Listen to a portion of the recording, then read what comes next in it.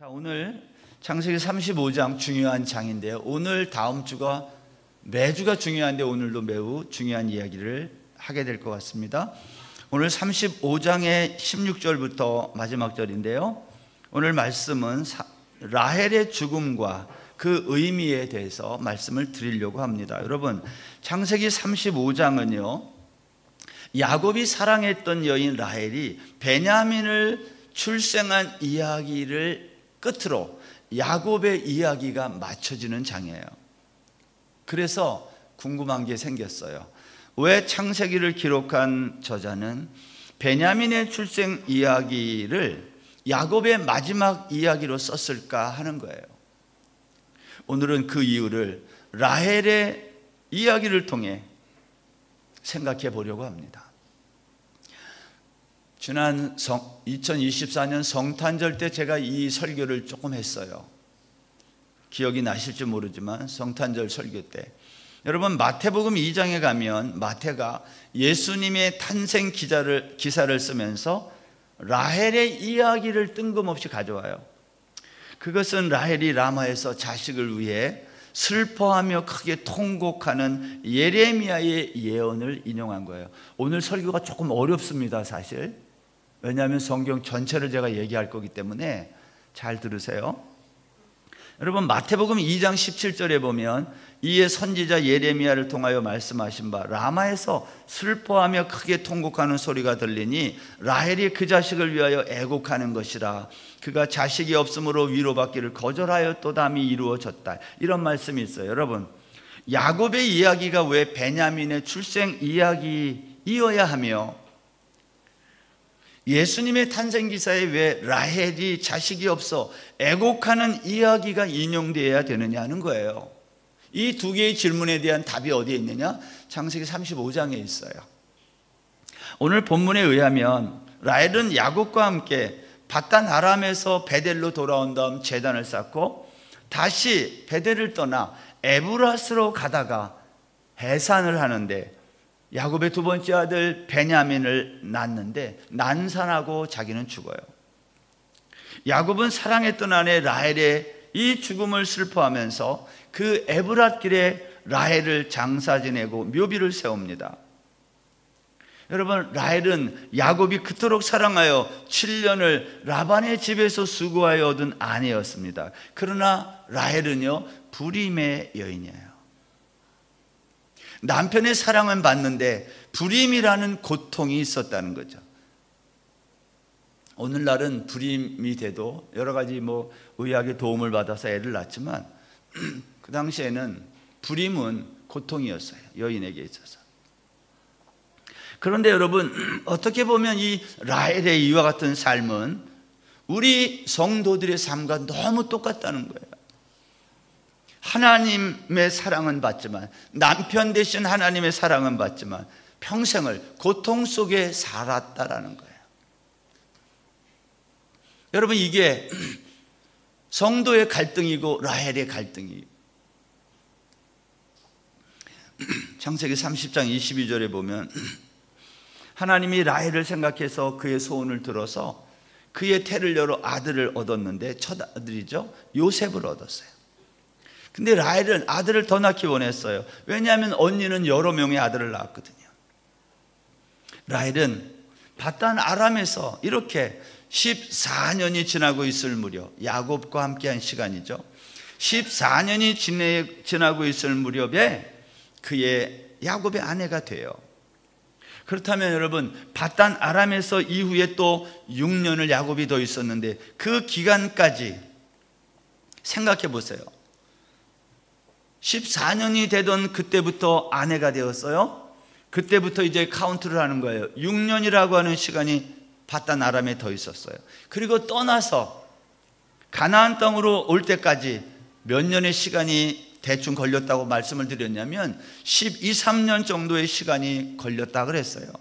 그러면 6년 오고 12, 13년 더하면 거의 20년 가까이 되는 기간 동안 라헬은 불임의 여인으로 지냈다는 말이 돼요.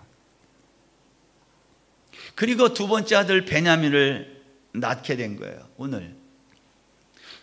여러분, 그런데 불행하게도 라헬은 아들 베냐민을 낳고 죽었어요. 그래서 이름도 슬픔의 아들 베논이라고 지었다는 겁니다. 라헬은 언니 레아처럼 많은 아들을 낳지 못했지만 요셉과 베냐민 두 아들을 낳았어요. 그런데 여러분, 이게 중요해요. 라헬이 낳은 이 두 아들 요셉과 베냐민은 이스라엘 12지파 가운데 대표적인 지파가 됐다는 거예요. 성경은 이제부터 좀 알아야 되는데, 북이스라엘을 대표하는 지파가 에브라임 지파입니다. 남유다를 대표하는 지파는 유다와 베냐민이에요. 근데 여러분, 에브라임이 누구예요? 요셉의 아들이에요. 요셉의 아들 에브라임은 북이스라엘의 대표고, 베냐민은 라헬이 죽으면서 낳은 아들인데, 이 베냐민은 유다와 함께 남유다의 대표 지파예요. 여러분, 라헬을 통해서 남북 이스라엘을 대표하는 지파가 나왔다는 말이에요. 그런 점에서 라헬은 이스라엘의 국모와 같은 사람이다, 그러한 존재라 말할 수 있어요. 또한 베냐민이 출생함으로 12지파가 완성됐어요. 다시 말하면 이스라엘이라고 하는 나라는 라헬이 낳은 두 아들에 의해서 대표되고 완성되었다. 여러분, 이게 중요한 얘기예요. 도대체 라헬은 어떤 여인이기에 이런 엄청난 영광스러운 위치에 오르게 됐느냐는 거예요. 라헬의 인생을 보면요, 그녀는 거의 무명에 가까운 여인이에요. 라헬은 바단 아람에 살던 그냥 이방 여인입니다. 단지 그녀가 야곱이 사랑한 여인이었다는 것만 달라요. 라헬은요, 야곱의 사랑을 독점하기 위해 언니 레아를 질투했던 평범한 여인이었어요. 바단 아람에서 나올 때는 가정의 수호신 드라빔을 훔치는 아버지의 유산에 욕심이 있었던 지극히 평범한 여인이었어요. 라헬은 불임의 고통 중에 있다가 하나님이 그녀의 소원을 들어 요셉을 낳게 됐는데, 그때가 야곱이 바단 아람에서 지내던 14년째 되던 해였어요. 그리고 6년을 더 있다가 그곳을 떠나 다시 둘째 베냐민을 낳기까지 6년, 10년 더하면 거의 20년 가까이 그녀는 불임의 고통 속에 한 여인으로 인생을 살아온 거예요. 라헬이 잘한 게 있다면 야곱의 사랑을 받아 야곱의 아내가 된 것밖에 없어요. 여러분, 이삭의 아내가 됐던 리브가도 그랬지만 성경에서 하나님의 언약 밖에 있었던 여인들을, 하나님의 언약 안에 있는 사람들을 만남으로 생긴 일이 있어요. 아무것도 한 일이 없어요. 다만 하나님의 언약 백성의 택함을 받아 아내가 된 것밖에 없어요. 그래서 그들도 하나님의 언약 백성이 됐다는 거예요.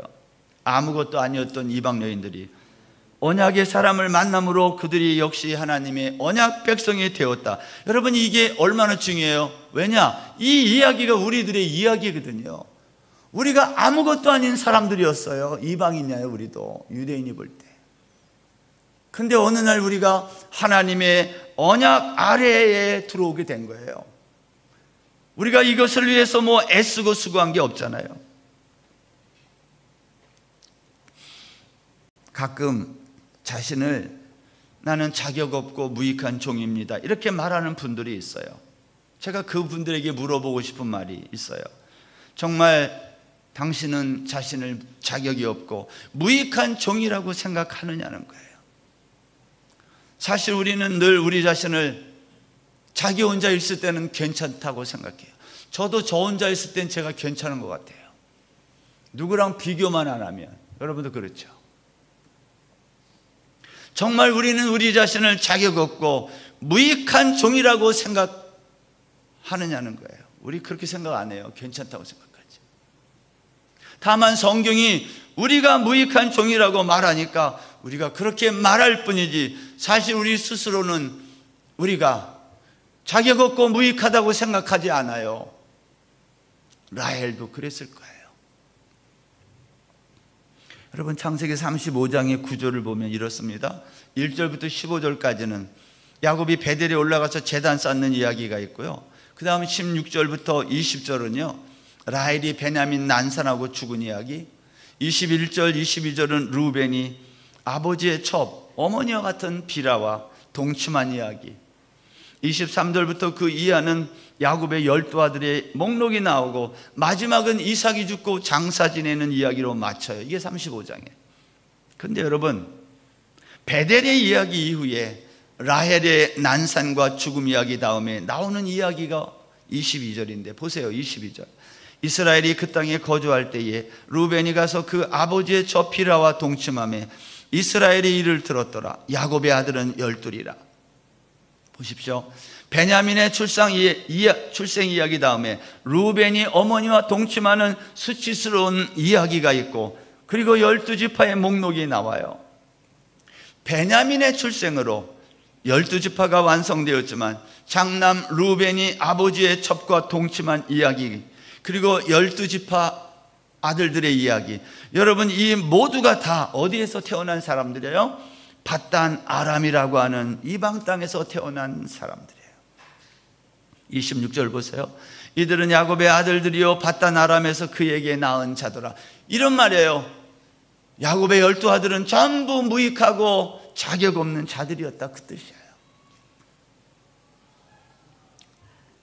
하나님의 언약 아래에 들어온 야곱의 아들들, 그렇지만 하나님의 언약 아래에 들어온 이 야곱의 12아들들은 베냐민을 제외하고는요 전부 어디서 태어나요? 밧단 아람에서 태어났어요. 이들은 전부 하나님의 언약과는 거리가 멀었던 자들이었다는 거예요. 그런데 이들이 어떻게 이스라엘 나라가 될 수 있느냐는 거예요. 그 이유가 어디 있을까요? 그 이유는 하나님이 베델에서 야곱에게 약속한 말씀에 있어요. 창세기 35장 11절입니다. 나는 전능한 하나님이라 생육하며 번성하라. 한 백성과 한 총회가 내게서 나오고 왕들이 내 허리에서 나오리라. 여러분, 그런데 이런 하나님의 언약 백성이 되는 이스라엘의 12아들의 이야기의 마지막이 베냐민을 낳은 라헬의 이야기라는 거예요. 이방 여인이었던, 아무 자격도 없었던 라헬이 한 일은 아무것도 없어요. 야곱을 사랑한 게 전부예요. 우리랑 똑같아요. 우리도 하나님을 사랑한 게 전부지 나머지는 아무것도 없다는 거예요. 여러분, 비슷한 얘기가 성경에 많아요. 룻기 4장에 가면 이방 여인 룻이 보아스라는 한 남자의 선택을 받아서 하나님의 언약 백성 안으로 들어옵니다. 언약 밖에 있었던 사람들이 하나님의 언약 안으로 들어오는 방법은, 유일한 방법이 뭐냐? 라헬이나 룻과 같은 방법이에요. 오직 신랑의 선택에 의해 결정돼요. 사라, 리브가, 라헬, 이들의 특징은요 불임 여인이었다는 겁니다. 그런데 이들을 통해 약속의 우선이신 예수 그리스도가 태어나는 거예요. 여러분, 이것이 하나님의 구원 역사예요. 하나님은 라헬처럼 아무 자격도 없는 자들을 선택하여 하나님의 언약 백성이 되게 하신 거예요. 라헬처럼 길에서 난산하다가 죽고 그 길에 묻혔지만 그 일을 통해 이스라엘 12지파를 완성하게 되고, 라헬의 모비를 세운 그 자리가 어떤 자리예요? 또 여기 에브랏길이라고 그랬잖아요. 에브랏은 베들레헴의 다른 말이에요. 여러분, 이 에브랏길 베들레헴에서 누가 태어나요? 예수 그리스도가 탄생하는 놀라운 역사를 우리는 성경에서 보는 거예요. 성경은 늘 하는 얘기지만 아무렇게나 쓴 책이 아닙니다. 사람이 쓸 수 있는 책이 아니에요. 여러분, 창세기 35장의 이 라헬의 이야기는요 여기서 멈추지 않아요. 예레미야가 이 이야기를 반복해요. 예레미야 31장 15절, 여호와께서 이와 같이 말씀하시니라. 라마에서 슬퍼하며 통곡하는 소리가 들리니 라헬이 그 자식 때문에 애곡하는 것이라. 그가 자식이 없어져서 위로받기를 거절하였도다. 라헬이 자식이 없어서 위로받기를 거절했다는 말의 의미가 뭘까요? 라헬에게 위로는 자신이 낳은 두 아들이 돌아오는 게 위로예요. 그런데 라헬은 두 아들을 만날 수 없어요. 왜? 이미 죽었으니까. 설사 라헬이 죽지 않고 살아있다 해도 라헬은 요셉과 베냐민을 모두 잃은 여인이었어요. 왜 그래요? 요셉은 애굽에 가 있었고 베냐민은 애굽의 총리가 된 요셉의 요청으로 애굽에 내려가야 했기 때문이에요. 결국 라헬이 낳은 두 아들 요셉과 베냐민은 모두 애굽에 팔려가고 만 거예요. 그런데 왜 예레미야 선지자는 라헬이 자식 때문에 슬퍼하는 노래를 부르고 있을까 하는 거예요. 여러분, 이 예레미야가 이 슬픔의 노래를 부를 때는 시기적으로 남유다가 바벨론의 침략을 받아서 나라를 통째로 빼앗긴 슬픔의 시기였어요. 예레미야는 나라 잃은 슬픔을, 라헬이 두 아들을 잃었던 그 슬픔에 견주어 지금 표현하고 있는 거예요. 이런 말이에요. 나라 잃은 슬픔과 라헬이 두 아들을 잃은 슬픔이 같다는 거예요. 어떻게 한 여인이 낳은 두 아들을 잃은 슬픔과 나라를 잃은 슬픔이 어떻게 같아요? 라헬의 위치가 그렇게 중요하다 그 말이에요. 라헬은 아들 둘을 낳았지만 이 둘은 이스라엘 전체라는 거예요. 여러분, 시간을 계산해 보면 라헬이 아들을 잃은 이 이야기는요, 주전 1800년경의 이야기고요, 남유다가 바벨론에게 멸망당한 이야기는 주전 600년경의 이야기예요. 그러면 이 둘 사이에는 1200년이라는 긴 시간차가 있어요. 예레미야 선지자가 하고 싶은 말이 있어요. 라헬의 슬픔이 위로가 되려면 잃어버린 아들이 돌아와야 하는 것인 것처럼 유다의 슬픔이 위로가 되려면 포로로 잡혀간 백성들이 돌아와야 한다는 거예요. 비록 애굽 땅에서였지만 라헬의 아들들은 야곱의 품으로 돌아왔어요. 물론 라헬은 이미 죽어서 이것을 보지 못했어요. 똑같은 얘기하는 거예요. 바벨론의 포로가 되어 끌려갔던 이스라엘 백성들이 70년 후에 포로에서 해방받아 돌아왔어요. 그런데 라헬의 아들이 돌아오는 것과 이스라엘이 바벨론에서 포로에서 돌아오는 것이 그들에게 진정한 위로가 되지 못했다. 그게 마태의 이야기예요. 왜 위로가 되지 못했다는 얘기예요? 야곱의 품으로 돌아오고 70년 포로 생활에서 돌아왔으면 위로가 되어야 되는데 왜 위로가 되지 못했다고 마태는 말했을까요? 그 이유를 마태는 마태복음 2장에서 답을 했어요. 예수님의 탄생 이야기를 하면서 예레미야가 예언했던 말, 라헬이 받지 못한 위로가 지금 이루어졌다. 여러분, 라헬이 받지 못했던 위로가 지금 누구에 의해 이루어진 거예요? 그것은 바로 마태가 예수 그리스도의 탄생을 통해서 너희들이 그 위로를 받게 된다는 거예요. 그게 마태복음 2장 18절의 이야기 아닙니까? 위로받기를 거절하였는데 그것이 지금 이루어졌다는 거예요. 누구를 통해? 예수님의 탄생을 통해. 제가 성탄절 설교에 이것을 말씀하면서 위로에 대해서 말씀드렸어요. 여러분, 예레미야는 라헬의 슬픔을 이스라엘의 슬픔에 비교했어요. 이스라엘이 바벨론의 포로가 되어 잡혀가는 슬픔, 라헬이 자식 때문에 애곡하는 슬픔이 같다는 거예요. 그렇지만 하나님께서 말씀하신다는 거죠. 너희의 울음소리와 눈물을 멈춰라. 왜냐? 너희에게 회복의 시간이 있다는 거예요. 예레미야 31장 16절 보세요. 여호와께서 이와 같이 말씀하시니라. 내 울음소리와 내 눈물을 멈추어라. 너의 장래에 소망이 있을 것이라. 너희 자녀가 자기들의 지경으로 돌아오리라. 여호와의 말씀이니라. 예레미야는 라헬의 슬픔을 이스라엘의 슬픔에 견주어 말하면서 그러나 여호와가 너희를 위로하신다. 너희는 다시 돌아온다는 거예요. 마태는 예레미야의 이 예언을 인용하면서 라헬이 자식이 없어 슬픔 당할 때, 이스라엘이 바벨론에게 멸망당할 때 하나님이 너희는 다시 돌아온다는 소망을 가져. 아무리 위로를 해도 너희가 거절했지만 이제 너희들이 거절했던 그 위로가 이루어졌어. 어떻게? 예수님의 탄생으로. 이 세상의 위로는 진정한 위로가 될 수 없음을 말하는 거예요. 여러분, 성도는 세상의 성공으로 위로가 되지 않습니다. 사업이 망했다가 다시 회복하면 그것이 위로가 됩니까? 잠시는 되지만 그 위로는 얼마 안 가서 다른 문제로 인해 사라지게 돼요. 최근 우리나라의 경제 전망이 밝지 않습니다. 이것을 상황이라 그래요. 상황은 늘 변하는 거예요. 2023년도 우리나라 항공 이용 총 인구가 국내외 편을 다 합쳐서 1억 명을 넘었다고 그랬어요. 여러분, 이상해요. 경제는 어렵다고 하는데 비행기 탄 사람이 늘어나. 이게 말이 돼요? 역설이에요. 이것은 그만큼 우리가 삶에서 오는 압박감과 스트레스가 많다는 거예요. 사람들은 일상에서 받는 스트레스를 여행이나 레포츠와 같은 활동을 통해 해소한다는 것으로 해석할 수 있는 거예요.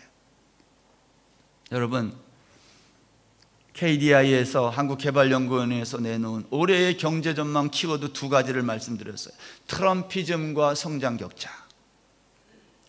2025년 올해는 어떤 나라는 더 나아질 거고 어떤 나라는 더 어려워질 거라는 전망이에요. 우리나라는 어디에 속할까요? 여러분, 더 나아지든지 더 나빠지든지 간에 중요한 게 있어요. 기억해야 될 게 있어요. 상황은 계속 변한다는 거예요. 그래서 상황은 우리를 위로하지 못해요. 우리가 이 세상에서 어떠한 업적을 이루고 그 분야에서 성공을 한다 해도 그것이 위로가 되지 못하는 이유입니다. 상황이라는 거예요, 그게. 특별히 하나님의 백성인 우리는 더 그렇습니다. 마태는 우리에게 위로란 예수 그리스도 외에는 없다는 거예요. 여러분, 예수님이 탄생하던 당시의 유대 땅에 유대인들은 위로가 없었어요. 왜냐하면 그들을 통치하던 헤롯 왕과 세계를 지배하던 로마 제국의 탐욕 때문에 위로가 없어요. 여러분, 그때만 위로가 없는 게 아니라 오늘날도 마찬가지예요. 왜냐하면 라헬에게는 두 아들이 돌아야 위로가 되는데 두 아들은 돌아올 수 없어요. 여러분, 삶의 문제라는 것은요, 한두 개가 해결되면 그것으로 위로되는 것이 아니에요. 다른 문제가 또 찾아와요. 그래서 우리의 위로는 예수 그리스도 한 분 외에는 없는 것입니다. 세상은 우리에게 세상의 가치를 알려주고 세상의 가치를 손에 쥔 자가 가치 있다고 세뇌시켜요. 그래서 사람들은 세상이 만들어 놓은 이 가치인 돈과 명예와 권력을 손에 넣으려고 애를 써요. 그런데 만일 세상이 만들어 놓은 이 가치가 진짜가 아니라 가짜라는 것이 밝혀지는 날이 온다면 그때는 어떻게 알겠어요? 예수님 당시에 헤롯이 앉았던 왕이라는 자리는 세상이 만들어 놓은 최고의 가치가 모인 자리예요. 그런데 그 자리는 시간이 되면 내려오는 자리예요. 그 자리는 영원한 가치가 아니기 때문에. 하나님은 잠깐 나그네처럼 사는 이 세상에서 누군가에게는 대통령이라는 자리를 주고 누군가에게는 사장이라는 자리를 주고 누군가에게는 회사원이라는 자리를 맡겨주신 거예요. 그러면 우리는 그 자리에서 주어진 역할을 잘하면 되는 거지. 주어진 그 자리에서 위로를 얻으려고 하면 실망한다 이 말이에요. 내가 있는 이 자리에서 내가 위로를 얻어보겠다. 아, 대통령이 되면 위로를 얻겠지 하고 대통령의 자리에 앉아서 위로를 얻으려고 하면 그때부터 그 사람의 삶은 지옥이 되는 거예요. 우리가 역사를 통해 이거 날마다 보는 거예요. 위로가 될 것 같아서 그 자리에 가봤는데 거기에서 위로를 얻으려고 하니까 그때부터 인생이 지옥이 됐더라. 세상은 무한 경쟁의 세상입니다. 경쟁에서 이긴 자가 남고 지면 역사의 뒷길로 도태하는 거예요.